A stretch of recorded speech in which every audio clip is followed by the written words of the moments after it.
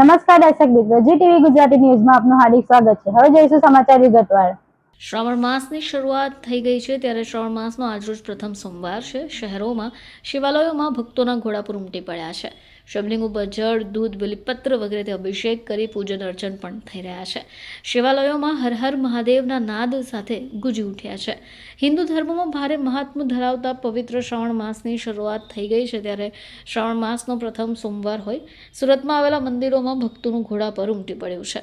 વહેલી સવારથી ભક્તોની લાંબી કતારો પણ જોવા મળી। સુરતના ઓલપાડ સ્થિત સિદ્ધનાથ મહાદેવ, વરાછાના કર્મનાથ મહાદેવ મંદિર, કતારગામ સ્થિત કંતારેશ્વર મહાદેવ, વડાજણ સ્થિત ગંગેશ્વર મહાદેવ, ડુમસ રોડ ઉપર આવેલા રૂડનાથ મહાદેવ, અઠવા લાઇન સ્થિત ઈચ્છાનાથ મહાદેવ, પાલ સ્થિત અટલ આશ્રમ અને જહાંગીરપુરા સ્થિત આવેલા પ્રાચીન કુરુક્ષેત્ર સહિતના મંદિરોમાં ભક્તોનું ઘોડાપુર ઉમટ્યું છે। શિવલિંગ ઉપર જળ, દૂધ, બલિપત્રથી અભિષેક કરી પૂજા અર્ચના પણ થઈ રહી છે। અટલ તીર્થયાત્રા ધામ દરેક સાહિક ભક્તોનું હાર્દિક સ્વાગત કરે છે। શ્રાવણનો પ્રથમ સોમવાર જીવને સતત આમંત્રિત કરનારું પર્વ હોય એ શ્રાવણ માસ છે।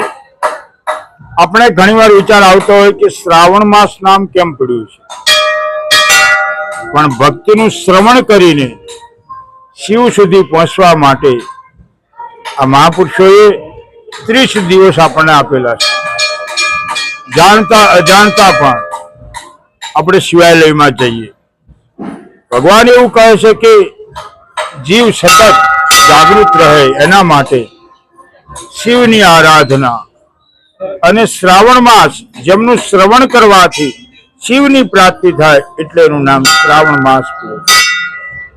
આવો દરેક જીવોનું કલ્યાણ કરનારા એવા ભગવાન પારદેશ્વર દાદા વિશ્વનું પ્રથમ શિવલિંગ 2351 કિલોનું અહીં દેશ વિદેશથી પણ લોકો ભાવિક ભક્તો પધારે છે, દર્શન કરે છે।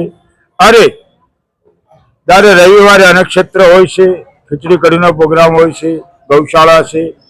આવો આપણે પણ સુરતના આંગણે આવું અલભ્ય અને અદ્વિતીય એવું શિવલિંગ દર્શન કરીએ, અભિષેક કરીએ અને एक लोटा जल सभी समस्याओं का हल। एक लोटो जल चढ़ावो तो पण परमात्मा खुश थाय। एक बिलीपत्र चढ़ावो, एक पुष्प चढ़ावो, एक पुष्पम, एक बिलीपत्रम, एक लोटा जल की धार। ओ दयालु रीझ के देते चंद्रमौली फलचार। धर्म अर्थ काम ने मोक्ष मळे एवं तत्व कोई होय तो शिव तत्व छे। अटल तीर्थ यात्रा धाम गेट पर भगवान शिवजी आवाहन करे छे कि हे जीव 30 દિવસ હું તને આપું છું। જાણતા અજાણતા કોઈ શિવાલયમાં જા અને નમન કર। આપણા સનાતન ધર્મમાં કોઈ દેવ હોય તો એ મહાદેવ છે। દેવોના દેવ પણ એ મહાદેવ છે। દયાળુ છે, કરુણાળુ છે, મમતાથી ભરેલા છે।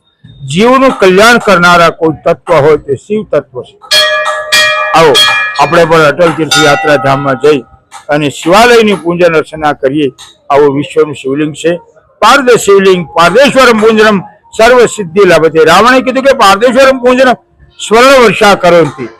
सोनानो वरसाद एटले कीर्ति, यश, मान, सम्मान, समाजमां तमारी कंईक गणना थाय एवुं काम करे तो ए शिव तत्व छे। एटले भगवाने रावणे भगवान शिवने गुरु मानेला हता। आवो आपणे पण भगवान शिवने आराधना करी अने जीवनुं कल्याण थाय एवी मंगल कामना। सूरत अटल आश्रम।